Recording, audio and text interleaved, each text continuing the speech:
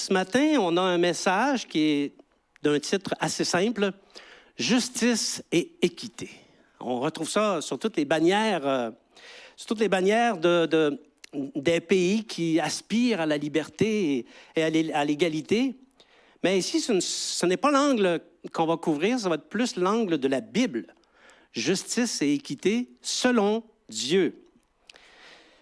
La semaine dernière, le message de la semaine dernière, c'est un message qui était quand même un petit peu tonifiant. On va le dire comme ça. Et ça a suscité beaucoup de réactions. Et c'était des bonnes réactions quand même, c'est pas des mauvaises réactions. Mais je voudrais y revenir un peu pour nuancer un certain nombre de choses.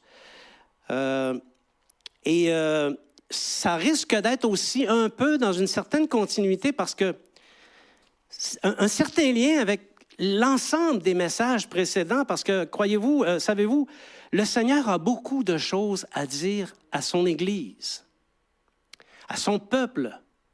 Mais son peuple écoute-t-il?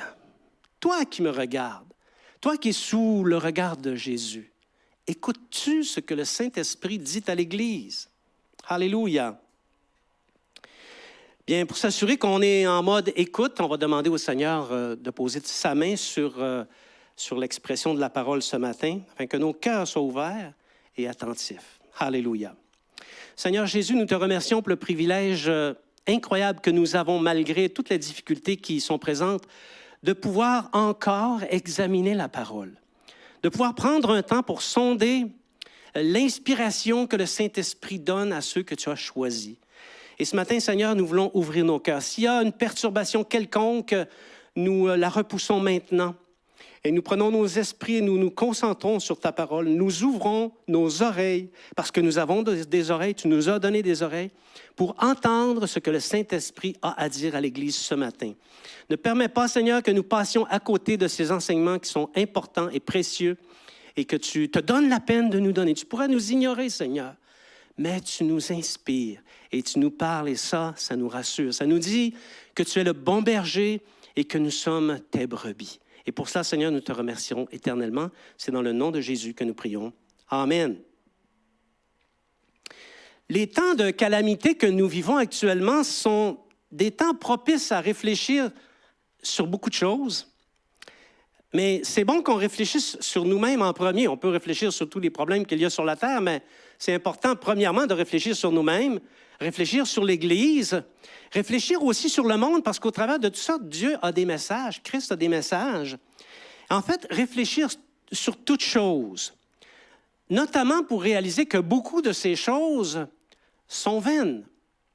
Dans mes réflexions profondes, j'ai réalisé que beaucoup de choses sont vaines, et je ne suis pas le seul. On est tous dans le même bateau à cet égard, OK? Et que, par contre, les activités qu'on fait, les réflexions qu'on a, qui sont fondées sur le royaume de Dieu, elles ne sont pas vaines.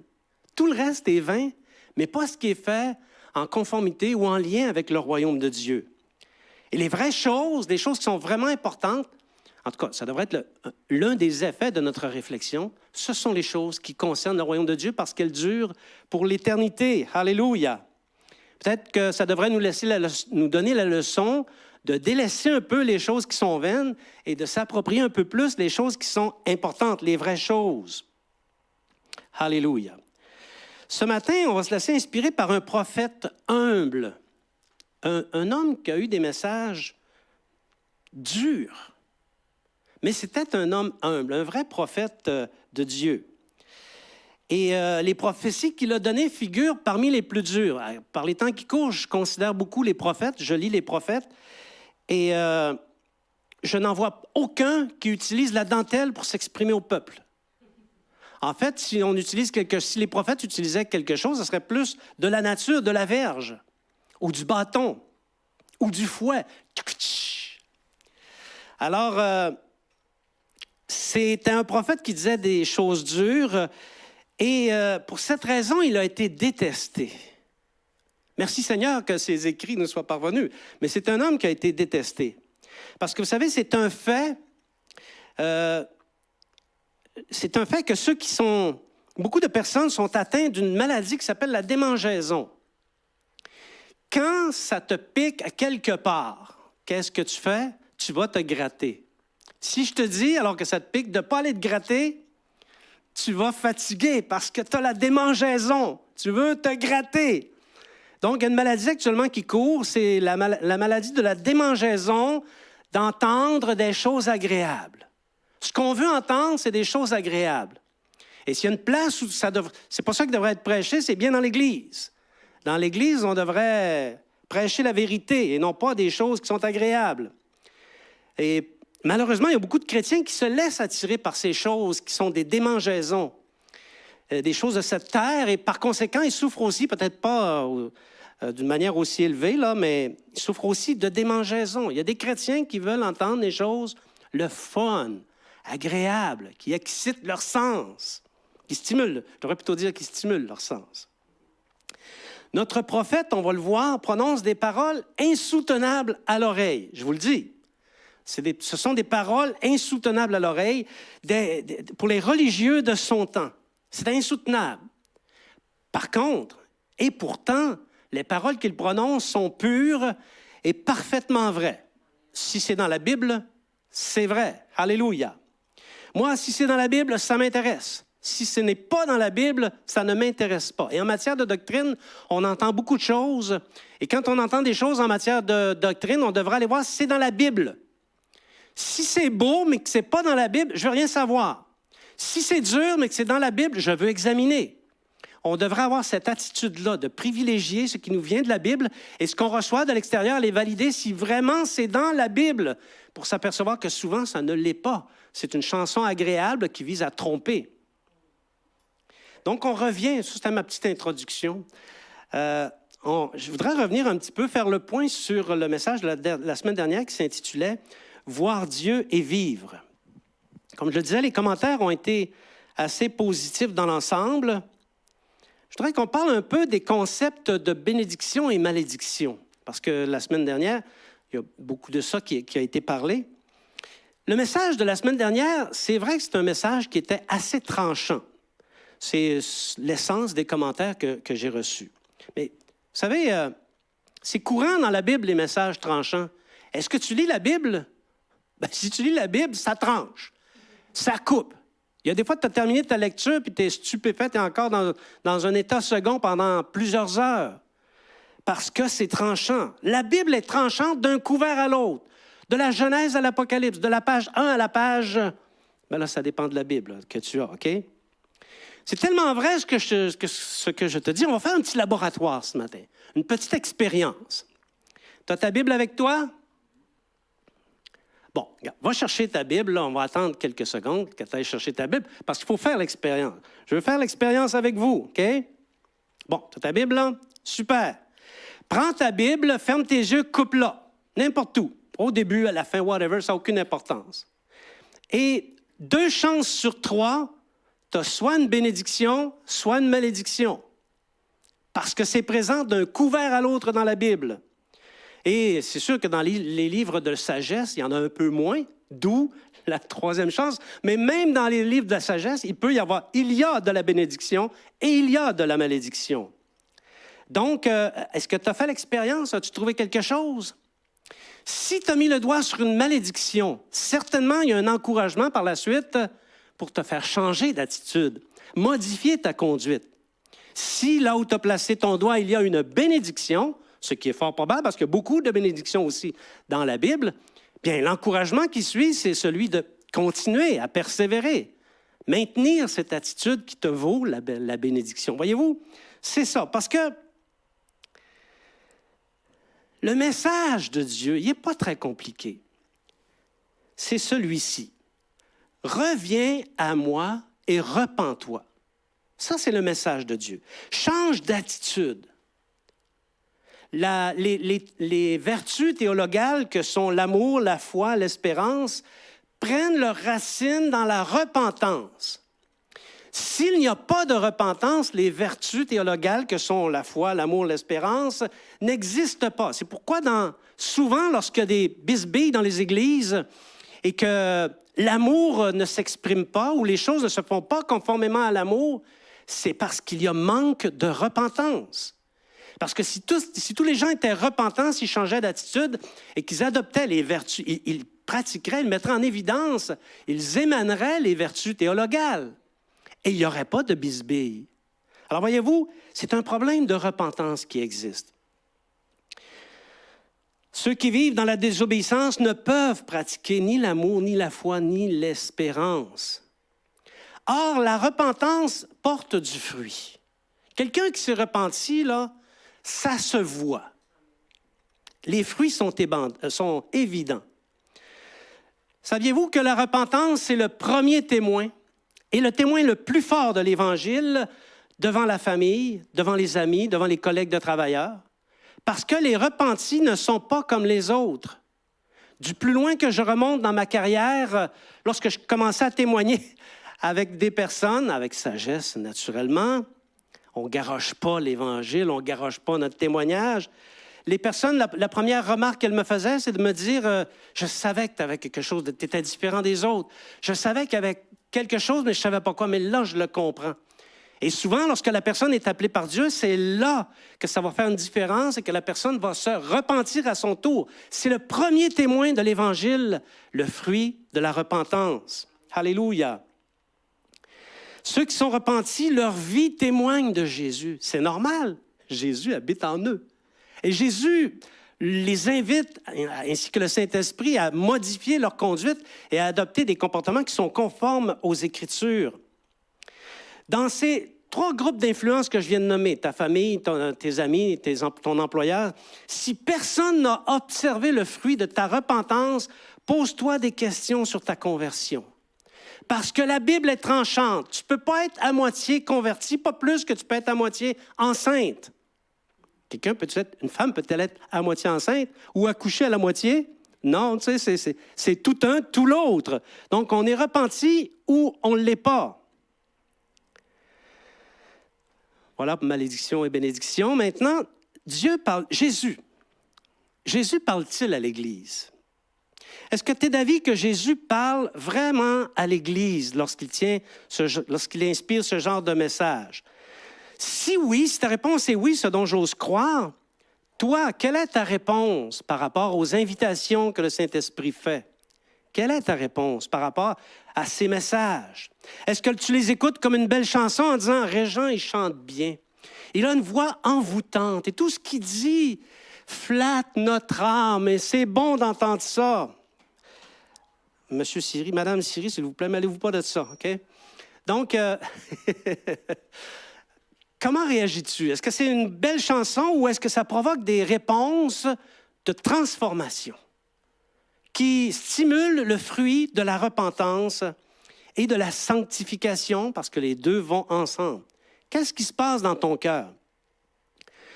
Tu sais, ça ne sert absolument rien au Seigneur de te parler avec des messages comme ceux-là si tu restes insensible ou impassible. Ce n'est pas tout à fait la même chose. Ça ne lui donne rien. La seule chose que va avoir comme utilité ces messages, c'est de servir d'unité de mesure au jour où tu te présenteras devant celui qui doit juger toutes choses. Oui, parce que le Seigneur va juger au tribunal de Christ et tu ne pourras pas dire « mais je n'étais pas au courant que ça fonctionnait comme ça ». Parce que Christ aura inspiré des messages de cette nature. Tu n'auras pas un mot à dire. Tu vas être obligé de dire « c'est vrai, Seigneur, je l'ai entendu, ça a été prêché. Malheureusement, ça n'a pas produit chez moi le fruit de la repentance. » Alléluia. Vous savez, dans l'Église de Dieu, tout comme partout, il y a un temps pour toute chose. Il y a un temps pour parler de la bénédiction, puis c'est le fun de parler de la bénédiction, mais c'est pas ça l'Évangile. C'est pas juste ça l'Évangile. Il y a un temps aussi pour parler de la malédiction, mais dire les vraies choses, comprendre ce que ça veut dire. Si tu es chrétien depuis de nombreuses années, peut-être que tu écoutes, tu ne joins pas les rangs de l'Église, mais tu écoutes ce qui se passe à l'Église, tu es chrétien depuis de nombreuses années, ou peut-être tu es à l'Église, puis tu as joint les rangs de l'Église alors que tu as été chrétien pendant de nombreuses années, c'est sûr que tu as entendu parler largement de la bénédiction. Peut-être même que tes oreilles étaient pleines d'entendre la bénédiction, puis tu avais le goût d'entendre parler d'autres choses, OK? Ça, c'était le temps pour parler de la bénédiction. Mais il y a un temps aussi pour parler de la malédiction. Alléluia. Vous savez, les bénédictions souvent qui sont prêchées dans les églises sont des bénédictions humanistes. Ça n'a rien à voir avec la vertu de l'Évangile. Quand quelqu'un dit, quand on entend toutes ces bénédictions, il faudrait que j'apprenne à lire, hein? Toutes ces bénédictions, Régent, tu les mérites. Tu as de la valeur. Tu es quelqu'un d'important devant Dieu. L'Évangile, c'est la santé et la prospérité. Bénédiction humaniste et très ressemblant à de purs mensonges. Quelqu'un dit, il me semble que j'entends ça, j'entends des voix. Quelqu'un dit, oui, mais Régent, on n'a pas besoin de parler des côtés négatifs de la Bible. On doit au contraire rester positif. Et les chrétiens découvriront par eux-mêmes ce qu'il en retourne des malédictions, des aspects négatifs.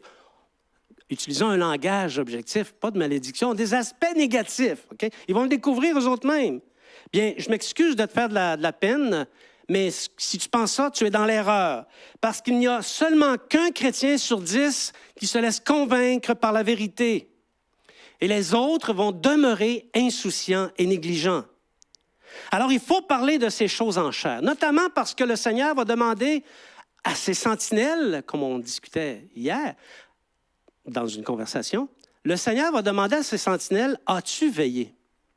As-tu vu l'ennemi se présenter et as-tu averti mon peuple?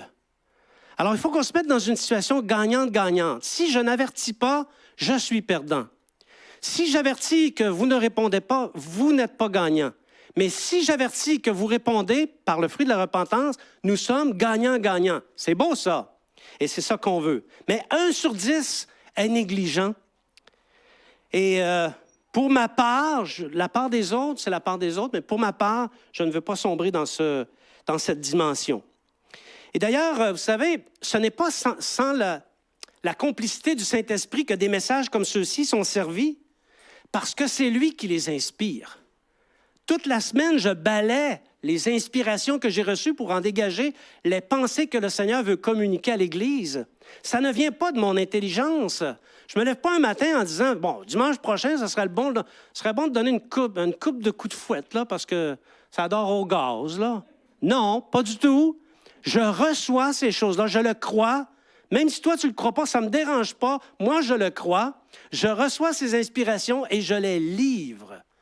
Et pour cette raison, mes mains devant le Seigneur, lorsque moi-même je passerai devant le tribunal de Christ, seront pures. Alléluia. Donc, qu'est-ce qu'on fait avec toutes ces patentes-là, ces bénédictions, ces malédictions? Bien, c'est simple. Quand l'inspiration, les messages de Dieu traitent de bénédiction, tire ta part.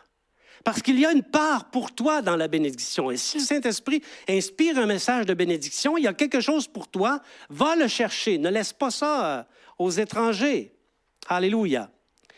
Et s'il porte sur la malédiction, ce qui va arriver, bien, repens-toi, reste pas là à rien faire. Tantôt, on va parler de certains types d'auditeurs. Ne reste pas à rien faire, repens-toi. Il y a un objet, un sujet de repentance dans chaque message qui est délivré par le Seigneur. Est-ce que je peux entendre un amen là-dessus? Merci. Alléluia. Bon, vous savez, on a encore besoin un peu de lait spirituel parce qu'il y a tout un tas de concepts spirituels qu'on ne maîtrise pas et qu'on ne connaît pas non plus. Je voudrais établir ici une distinction entre malédiction et condamnation. Parce que parfois, quand on prêche sur un sujet qui traite de malédiction, l'autre va penser qu'il se sent condamné. OK? Mais il y a une différence fondamentale entre la malédiction et la condamnation. Donc, on va distinguer. La malédiction produit des effets dans la vie du croyant. Oui, parce que c'est un avertissement qui te demande de venir à la repentance et la réponse que tu donnes va produire un effet. OK? Si elle est favorable, tu vas avoir la bénédiction. Et si elle n'est pas favorable, tu vas faire face à la malédiction. OK? Alors que la condamnation, elle, produit des effets sur la destinée éternelle. Voyez-vous la nuance? La malédiction sert d'avertissement pour le redressement de la conduite, alors que la condamnation est un jugement éternel contre les rebelles. C'est une finalité, la condamnation. C'est pour ça on n'a pas joué le rôle de Dieu et de condamner les gens. Avertir, oui. Servir les avertissements du Seigneur aussi. Mais on n'a pas à condamner les gens, c'est Dieu qui est le juge. C'est Dieu qui sait lequel va être justifié à la fin, lequel va être condamné. Mais la malédiction, c'est comme un jalon. C'est comme un petit coup de canne du berger pour nous ramener à l'intérieur du cadre de la bergerie. C'est un peu ça, une malédiction. Alors qu'une condamnation, ça produit un effet sur ta destinée éternelle. Donc, ceux qui sont en Christ, même s'ils peuvent être avertis par une malédiction, échappent à la condamnation. Ils ne sont pas condamnés. Ils vont expérimenter une malédiction, mais ils ne seront pas condamnés s'ils persévèrent jusqu'à la fin, conformément à ce que demande l'Alliance. Et ça, c'est le sens de l'Épître aux Romains. Donc, comme l'explique le livre aux Hébreux, plusieurs chrétiens en sont toujours, malheureusement, au lait spirituel et ne font pas la distinction entre ces deux choses.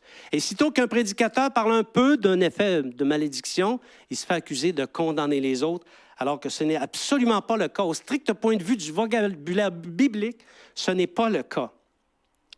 Donc, étant donné qu'ils ne saisissent pas ces choses-là, pas plus qu'ils saisissent le reste, ils recherchent des choses agréables à l'oreille. Ils se promènent d'une église à l'autre pour écouter les vidéos des prédications, pour avoir les choses les plus agréables, les choses qui sont le fun à entendre. Est-ce qu'ils sont condamnés parce qu'ils font ça? Non. L'intégrité de leur récompense est-elle compromise? Oui. Oui. Oui, parce que Dieu rendra à chacun selon ses œuvres. C'est une loi à laquelle tu ne peux pas échapper. Et maintenant, tu connais l'acronyme. L'acronyme, c'est Draxo. Bravo, bravo, tu as bien réussi, je te félicite. Bon, ça termine les petites... c'est une mise en bouche. Ça termine la portion des mises au point que je voulais faire par rapport au message de la semaine dernière. Notre point suivant, qui débute en réalité le message de ce matin, mais soyez sans crainte, on ne terminera pas à 12h30, là. Rechercher la justice et l'équité. Je vous ai dit tout à l'heure qu'on s'inspirait d'un prophète qui disait des choses dures. À vous de juger.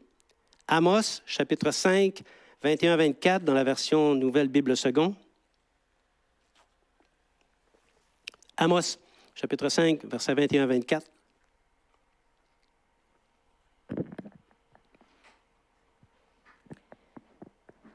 Je déteste, je méprise vos fêtes, je ne peux pas sentir vos assemblées. Quand vous me présentez des holocaustes et des offrandes, je n'y prends aucun plaisir. Et les veaux engraissés que vous offrez en sacrifice de communion, je ne les regarde pas. Éloigne de moi ce bruit de tes cantiques, je n'écoute pas le son de tes luttes. Mais que le droit jaillisse comme un cours d'eau et la justice comme un torrent qui n'arrête jamais de couler. Bon, ici, ce n'était pas la version Nouvelle Bible Seconde, malheureusement, là. Donc, il y a des nuances qui vont manquer. Ici, le mot droit est utilisé dans cette version, mais dans la Nouvelle Bible Seconde, le mot qui est utilisé, c'est équité. OK? Donc, c'est ça un peu qui inspire le message de ce matin, là, justice et équité. Et c'est comme ça qu'on va orienter notre compréhension du texte ce matin. N'êtes-vous pas d'avis que ce sont des paroles dures? Dieu dit, je déteste vos fêtes. Je ne veux plus sentir vos assemblées solennelles. Tes offrandes, je ne les agrée pas. Ah, tu peux les faire. Elles ne sont pas agréées. C'est dur. Tes sacrifices ne sont pas agréés. Ce sont des paroles dures. Dieu prononce des paroles très dures à l'endroit de son peuple. Et en tenant compte du contexte, elles ne laissent place à aucune interprétation. Dieu a en horreur les cœurs partagés. Dieu a en horreur les cœurs partagés. Les cœurs qui disent Seigneur en pratiquant les rites de la religion, ils sont bons là-dessus. Ils arrivent 15 minutes avant la réunion, 15 minutes avant l'assemblée, mais qui n'obéissent qu'à leur penchant. Ils n'obéissent pas à la parole. Ils ne se laissent pas transformer par la parole. Mais écoutons, qu'est-ce qui déplaît tant au Seigneur? En quoi est-ce que c'est valable pour nous? Comment prévenir le rejet du Seigneur, si c'est possible? Si ça peut arriver, c'est-à-dire, Ce sont des questions qu'on examine ce matin. Bon, la justice, on en a parlé dans les dernières semaines. C'est la part de contrat intervenu entre Dieu et son peuple. On a vu la notion d'alliance, OK? Et les alliances comportent des obligations et des devoirs. Oui, il y a des avantages. Tu entres en alliance avec Dieu, tu vas recevoir vraiment beaucoup de bénédictions si tu respectes la part du contrat, OK? Et ta part du contrat, ce sont des devoirs, des obligations. Ces devoirs, ces obligations, ce sont les attentes de Dieu par rapport à ce qui est bien en vue du salut. Parce que qu'est-ce qui intéresse Dieu? C'est ton salut. Alors, il va te faire pratiquer ce qui est bien en vue du salut. La pratique des attentes du Seigneur procure la sainteté et la vie. Si tu mets en pratique les Écritures, tu es quelqu'un de saint et tu es quelqu'un qui bénéficie pleinement de la vie de Dieu et tu accomplis la justice de Dieu parce que tu as fait ta part de l'alliance. Alléluia. Si l'entrée dans la nouvelle alliance accomplit la justice de Dieu, et c'est un fait, l'exécution des modalités des évangiles par le peuple, c'est-à-dire mettre en pratique ce qui est écrit dans les évangiles, c'est la pratique de l'équité et l'observation du droit. C'est ça. D'où notre titre, justice et équité. C'est l'équité.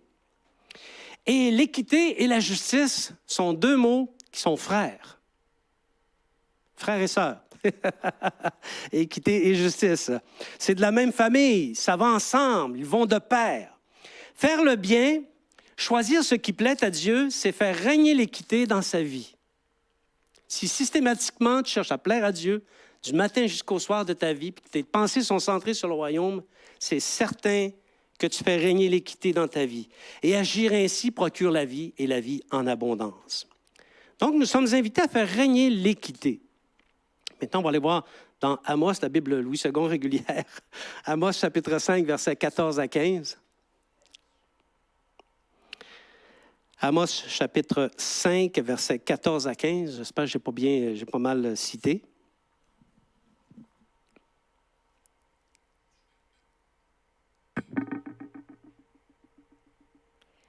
Recherchez le bien et non le mal, afin que vous viviez et qu'ainsi l'Éternel, le Dieu des armées, soit avec vous, comme vous le dites.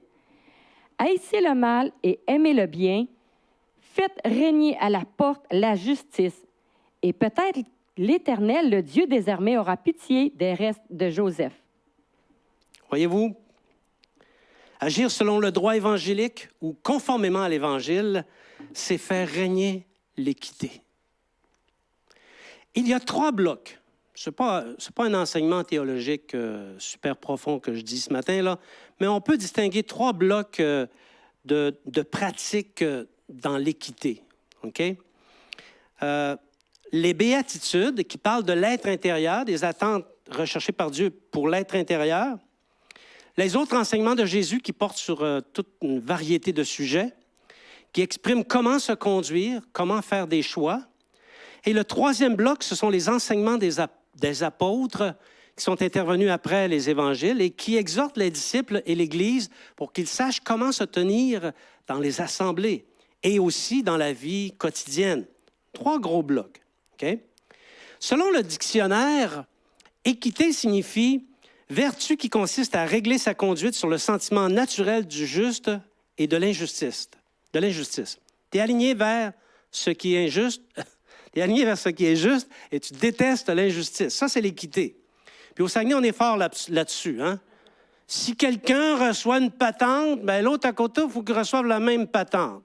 Quand tu es avec ton employeur ou quand tu es avec la famille, là, s'il y en a un qui a telle affaire, bien, tu vas faire des pieds et des mains pour avoir la même chose. Puis si tu ne l'as pas, tu vas faire monter une plainte, tu vas chialer, typiquement saguenéen. On est fort, on connaît bien les Saguenayens, c'est quoi l'équité, OK? Mais pour le disciple, il y a une autre définition. Ce n'est pas celle-là. Il y a une autre définition. L'équité signifie vertu qui consiste à régler sa conduite sur la parole de Dieu, laquelle définit ce qui est juste et ce qui est injuste. Et tu comprends, c'est une nuance importante. Parce qu'une chose peut être définie par le monde comme étant juste, mais la parole de Dieu peut le définir comme étant injuste. D'où l'importance de connaître la parole de Dieu.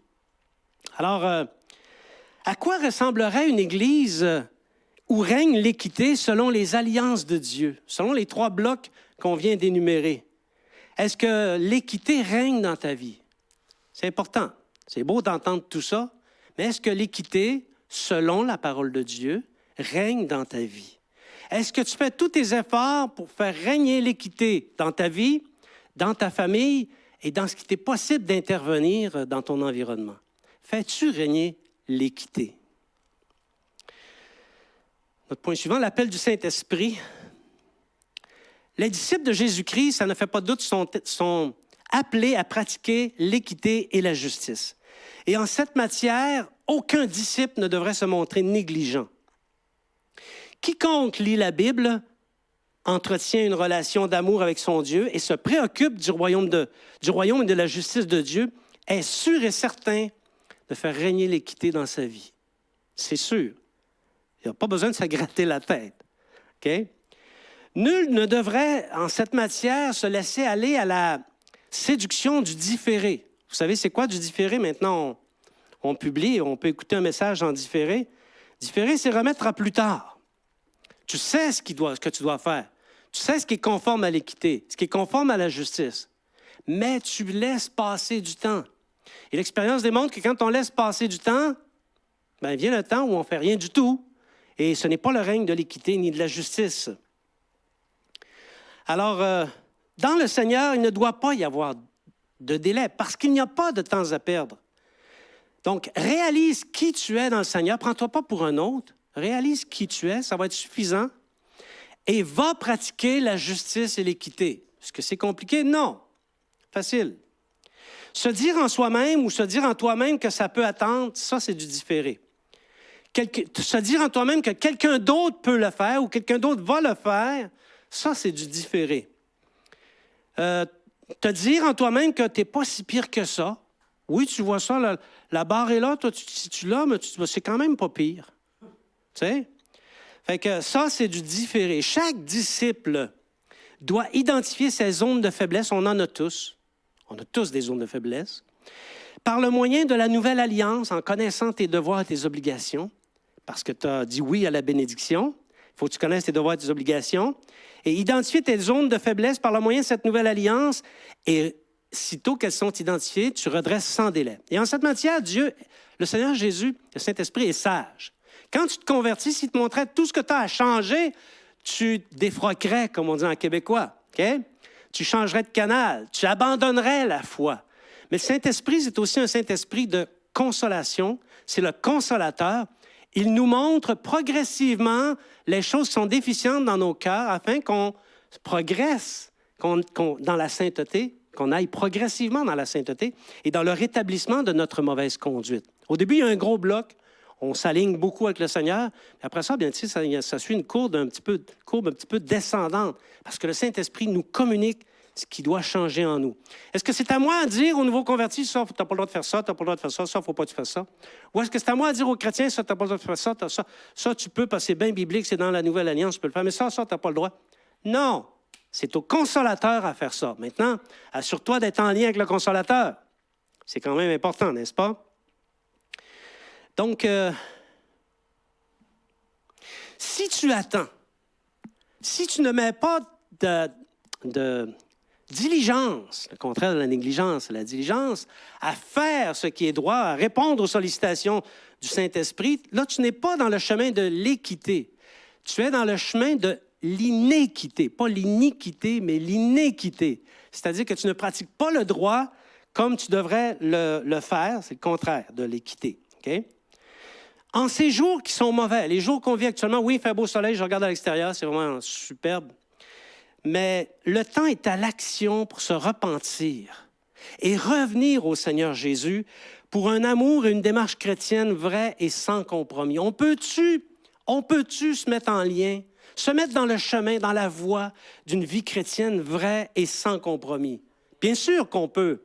Prenons la décision, répondons favorablement au Seigneur Jésus. Parce que si on ne fait pas ça, on va sombrer dans l'autre voie que je disais tantôt, qui est l'inéquité. Et cette voie, c'est une voie qui va faire rendre notre culte en horreur à Dieu. C'est quand même pas banal. C'est quand même pas banal. Mon point suivant, l'Occident est frappé par Dieu. Soyez sans crainte, il y a de la continuité, il y a du suivi. OK? Le prophète Amos là, on va aller dans la Bible Nouvelle Bible Seconde. Le prophète Amos a beaucoup parlé des avertissements du Seigneur en ces temps, puis on va regarder si ça ne ressemble pas à ce qu'on vit aujourd'hui. Donc, dans Amos, chapitre 4, versets 6 à 11.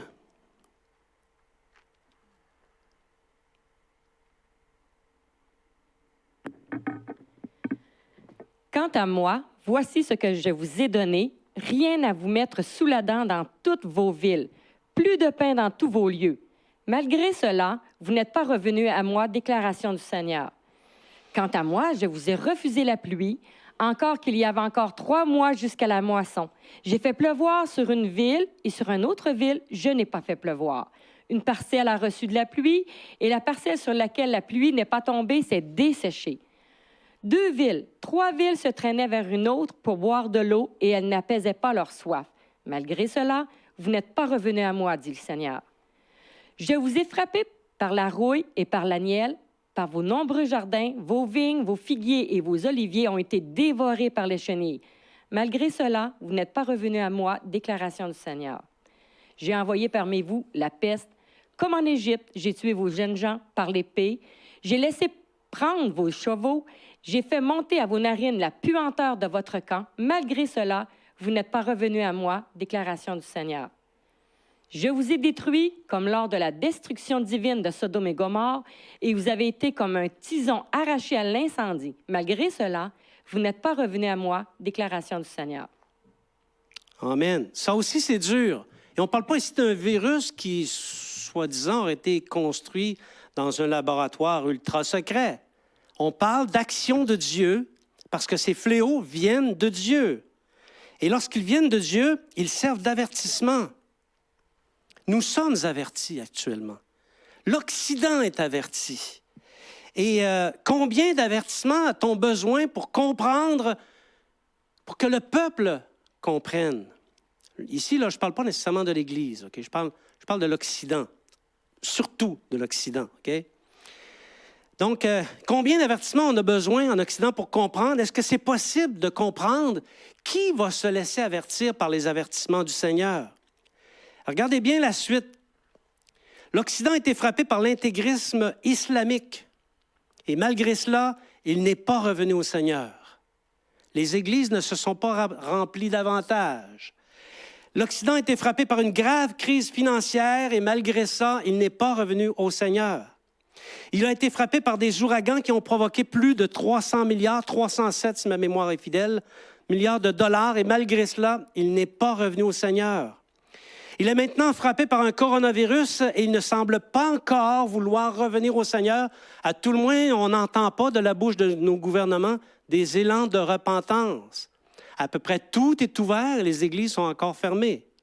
Moi, je ne sais pas si j'avais été un gouvernement, je me serais organisé pour que ceux qui prient soient en mesure d'exercer leur ministère parce qu'on a besoin, notre pays a besoin de prière, a besoin d'être soutenu par ceux qui sont proches de Dieu. Mais comme ces parties-là, c'est la dernière composante de la société qui va être réouverte, alors que tout le reste, les institutions où il ne se déroule pas l'équité, c'est tout ouvert, il n'y a aucun souci, tu te mets un masque, c'est correct. Mais en tout cas, on ne voit pas qu'il y a d'éléments de repentance. Vous savez, de quoi l'Occident devra-t-il être frappé pour qu'il délaisse ses mauvaises voies? Sans être prophète, je ne suis pas prophète, mais c'est clair qu'il y a d'autres fléaux qui vont survenir. Bon, ça c'est beau, c'est l'Occident, OK? Mais toi, comme chrétien, comment te positionnes-tu en ces jours mauvais? Penses-tu que l'Église n'est pas visée? L'Église est visée aussi. L'Église doit revenir au Seigneur et ne pas se donner de repos tant que la justice et l'équité ne sont pas revenues en ses rangs. S'il y a une chose que les autorités des églises devraient faire, c'est travailler sans se donner de repos jusqu'à ce que la justice et l'équité soient établies, à tout le moins dans l'Église du Seigneur. Il y a du désordre, il y a des désordres de toutes sortes dans l'Église. Dans les églises, des chrétiens se font avorter. Excuse-moi, là, c'est pas banal, c'est un meurtre, OK? Font des pratiques occultes, possèdent des images taillées, ils ont des idoles chez eux, mais ils changent de nom. Non, ça, c'est pas une idole, ça, c'est un porte-bonheur. C'est cute, c'est beau, c'est une super de belle décoration sur la tablette. Ils s'autorisent toutes sortes d'injustices Oui, parce que quand tu agis selon ta justice propre, tu t'autorises des injustices parce que c'est contraire à la justice de Dieu. Et ils commettent toutes sortes de péchés. À l'église le dimanche, puis au diable le reste de la semaine. On voit ça. Dans ta propre vie, combien de transgressions t'autorises-tu par jour? J'aurais pu te dire par année ou par 6 mois ou par mois. Mais non, je te le demande. Combien de transgressions que tu sais que c'est une transgression et tu te les autorises à tous les jours? Alléluia. Médisance. Médisance, une calamité, ça. C'est pire encore que le coronavirus. Colportage, aversion, détestation de mon frère, de ma sœur. Combien d'autres péchés se pratiquent dans l'Église sans que ça cause aucun problème à ceux qui le font et encore moins à ceux qui sont témoins? Parce que si tu es témoin d'une affaire comme ça puis tu n'interviens pas, tu es aussi coupable que celui qui l'a fait. C'est le principe de la complicité. Combien d'avertissements le Seigneur doit-il te servir pour que tu comprennes et que tu reviennes à lui de tout ton cœur et que tu te places en sécurité sous son alliance? À vous, les chrétiens du dimanche, le Seigneur dit, « Je déteste vos fêtes, je les rejette, je ne veux plus sentir vos assemblées solennelles. Quand vous me présentez vos offrandes, je ne les agrée pas. Éloigne de moi le tumulte des chants, je n'écoute pas le son de tes luttes, mais que l'équité coule comme de l'eau et la justice comme un torrent intarissable les 6 autres jours de la semaine. » Correct, le dimanche, c'est correct. Mais les 6 autres jours de la semaine, pratique la justice de Dieu. Pratique le droit, l'équité, sans te relâcher. La fin du monde. On a des sujets variés ce matin. Hein? Vous savez, j'écoute les prédicateurs. On a du temps un peu, bien qu'avec le soleil, on va en avoir un peu moins. Là. Mais j'écoute les prédicateurs de la fin du monde. Il y en a beaucoup. Hein. Il y a toutes sortes de sauces. Là. Tu sais, ça, c'est comme un menu. Là. Dépendant de ce que tu aimes, tu peux consommer. OK? Mais les prédicateurs sont incapables de ne pas dire que cette pandémie est le commencement de la fin. Ils sont tous convaincus que c'est le commencement de la fin. Ils ont de la difficulté à se retenir. Savez-vous, à ce titre, chaque jour est le commencement de la fin. On est plus près de la fin aujourd'hui qu'hier on l'était. Chaque jour, c'est le commencement de la fin. Ce n'est pas la fin du monde qui devrait nous intéresser, mais c'est le message de Dieu. C'est ça qui devrait nous intéresser, la nécessité de revenir à lui pour pratiquer la justice et l'équité. C'est ça le message de Dieu. Ce n'est pas la fin du monde. Vous savez, il y a beaucoup de personnes qui disent, qui cherchent à mettre ça dans un schéma, puis espérer qu'ils ont vu juste, oui, c'est ça, en plein ça, c'est le commencement de la fin du monde, je l'ai vu. Et là, ça devient sensationnel. Regardez ce que la parole de Dieu dit à ce sujet dans Amos. On se laisse inspirer par Amos, chapitre 5, versets 18 à 20.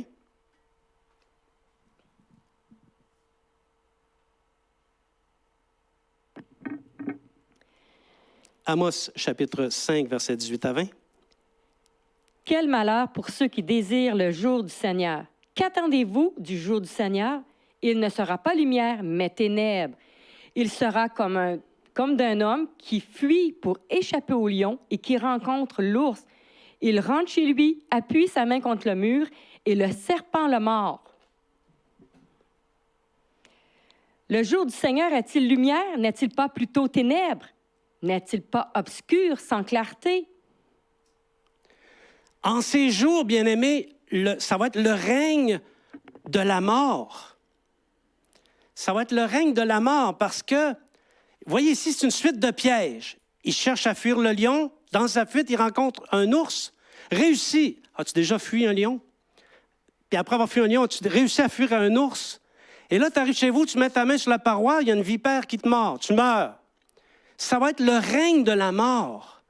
Dans Apocalypse, on ne va pas aller le voir, je vais vous le lire. Ça dit, quand il ouvrit le 4e sceau, j'entendis la voix du 4e être vivant qui disait, voici, viens. Je regardai, voici parut un cheval de couleur pâle. Celui qui le montait se nommait la mort et le séjour des morts l'accompagnait. Quand tu as ça qui se promène en ville, normalement, ça meurt. Et le jour de l'Éternel, ça va être un jour où les gens vont mourir en masse. Et de toutes sortes de manières. Par le lion, par l'ours, par la vipère. Or, nous avons établi les Saintes Écritures à l'appui et sans aucune réfutation possible que nous serons présents en ces temps. Puisqu'il en est ainsi, c'est notre conduite qu'il faut parfaire. C'est notre manière d'être devant le Seigneur. 2 Pierre, et c'est exactement le sens de l'enseignement de l'apôtre Pierre dans 2 Pierre, chapitre 3, versets 10 à 14. 2 Pierre, chapitre 3, versets 10 à 14.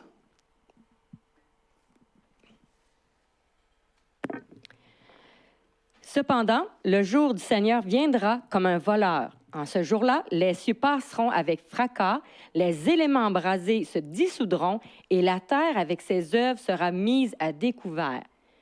Puisque tout cela est appelé à se dissoudre ainsi, comment ne devriez-vous pas vivre?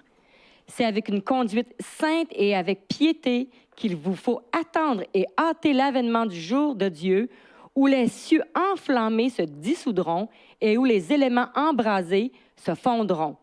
Or, nous attendons cela, selon sa promesse, des cieux nouveaux et une nouvelle terre où la justice habite. Aussi, bien-aimés, dans cette attente, efforcez-vous d'être trouvés par lui sans tache et sans défaut dans la paix.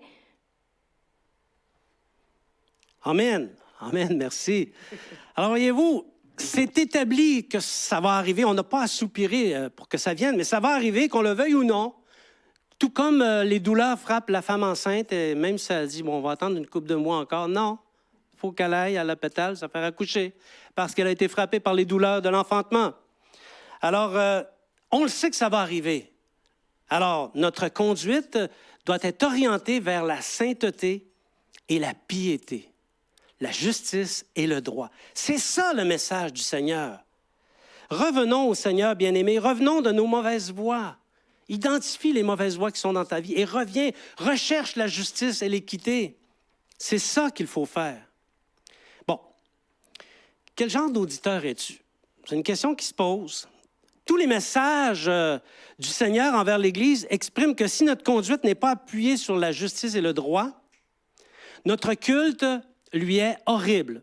C'est dur, mais c'est ça, OK? Louange, offrande, fête, tout lui est horrible si notre conduite n'est pas orientée sur la justice et l'équité. Or, ces messages, c'est évident qu'ils sont reçus par différents types d'auteurs. Le type d'auditeur, okay? Le type d'auditeur que tu es détermine ta réponse. Okay? Dis-moi quel type d'auditeur tu es et je vais soupçonner le genre de réponse que tu vas offrir au message que l'Esprit envoie. Okay? On va passer en revue 7 types d'auditeurs. L'auditeur oublieux, lui, il entend le message par l'oreille gauche. Ça passe au centre de la tête. Il y a quelque chose au centre de la tête, ça s'appelle le cerveau. Et là, c'est perçu, ce qui est entendu est perçu comme étant quelque chose de relatif, et ça ressort par l'autre oreille, et à peu près plus ou moins 24 heures plus tard, il n'y a plus rien. Le vide total, aucune transformation. Ça, c'est l'auditeur oublieux. Il y a l'auditeur surveillant. Cet auditeur analyse tout sous la grille de ses propres expériences. Lui, il en a vu des affaires. Des ours puis des lions, il en a vu, puis des vipères, il en a vu. Okay? Il a de l'expérience. Il retient tout ce qui est nouveau, c'est-à-dire pas grand-chose, parce que lui, il sait tout. Okay? Et il y a très peu qui reste. Mais le reste, il rejette. Et ça produit peu ou pas d'effet, parce qu'il y a peu de choses qui restent. Donc, ça, c'est l'auditeur surveillant. Il y a l'auditeur juriste aussi. Le juriste, lui, juge de tous les messages pour déterminer s'ils sont conformes ou non. Il y en a beaucoup, des juristes dans nos églises, OK? Mais il ne donne aucune suite pour lui-même parce que c'est lui qui est le juge. C'est lui qui est le déterminant de ce qui est bon et de ce qui n'est pas bon. L'auditeur juriste. Il y a l'auditeur médisant. Lui, il recherche dans les messages des failles. Et la seule chose qu'il retient des messages, c'est la faille, là où les failles, des fois, il en trouve plus qu'une. Okay? Et là, il va dans son réseau d'influence et il porte atteinte à la réputation. Et dans son cœur, il n'y a aucune transformation. l'auditeur méfiant. Lui, il écoute tout, mais ce qu'il cherche à trouver dans les messages, c'est la trappe. Et ce faisant, le message, la parole, n'agit pas dans son cœur parce qu'il est méfiant. Il y a l'auditeur confiant, qui est le contraire du méfiant. Lui, il est sûr de lui-même. Il analyse la parole comme ne pouvant être que pour les autres. Il est sûr, il est confiant, il est bien assis sur sa chaise.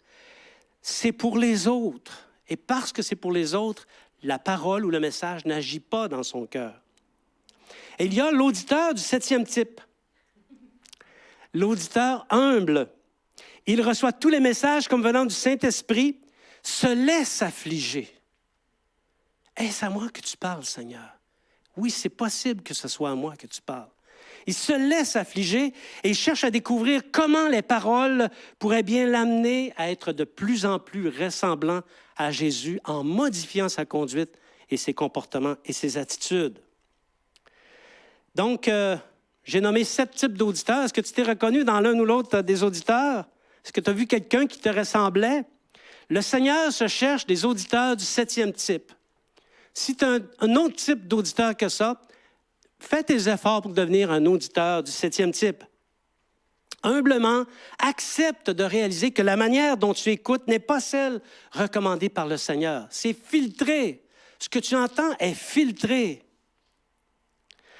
Alors, même si ces avertissements ne sont pas annonciateurs, les avertissements qu'on entend ne sont pas annonciateurs de la fin des temps ou de la fin du monde, puissent-ils provoquer chez toi de la crainte et des tremblements comme un auditeur du 7e type le fait? Parce que ce Seigneur est un grand conquérant. Notre Dieu, notre Jésus, c'est un grand conquérant. C'est loin d'être le petit Jésus. C'est le grand conquérant.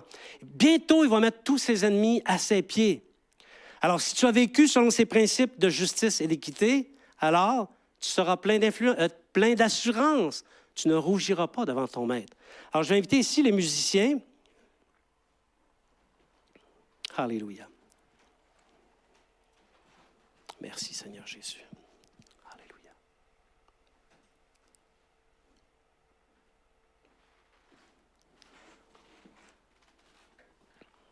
Bon. Alors, le Seigneur maintient le cap. Il est cohérent avec sa propre pensée. Le cap de ses avertissements à son peuple, non pas pour condamner, mais pour l'amener à changer d'attitude. Les attitudes nonchalantes et négligentes peuvent conduire à une vie chrétienne qui est en horreur au Seigneur. Or, il faut offrir au Seigneur un culte qui lui est agréable.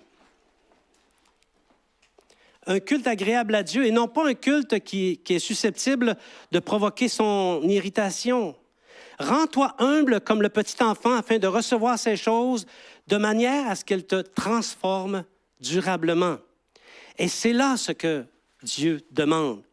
Toute conduite qui ne se rapproche pas de celle de Christ lui-même suscite sa réprobation parce que tu n'es pas sur le chemin de Christ. Toute conduite qui se rapproche de lui, au contraire, attire faveur, grâce et bénédiction. Merci Seigneur. C'est la raison pour laquelle Christ ne cesse de nous avertir. Tendons à devenir des auditeurs du 7e type, humble, 7e type, humble, afin de se trouver dans la ligne de tir de sa grâce. Quand il va envoyer dans sa grâce, tu vas être le récepteur. Quand il va avoir sa faveur, il va répandre sa faveur, tu vas être dans sa ligne de tir. C'est toi le premier qui va la recevoir. Et alors, tu compteras parmi ceux et celles qui reçoivent les avertissements du Seigneur et qui se repentent aussitôt. Amen. Et alors, tu feras régner véritablement la justice et l'équité dans ton cœur et dans ta vie. Amen.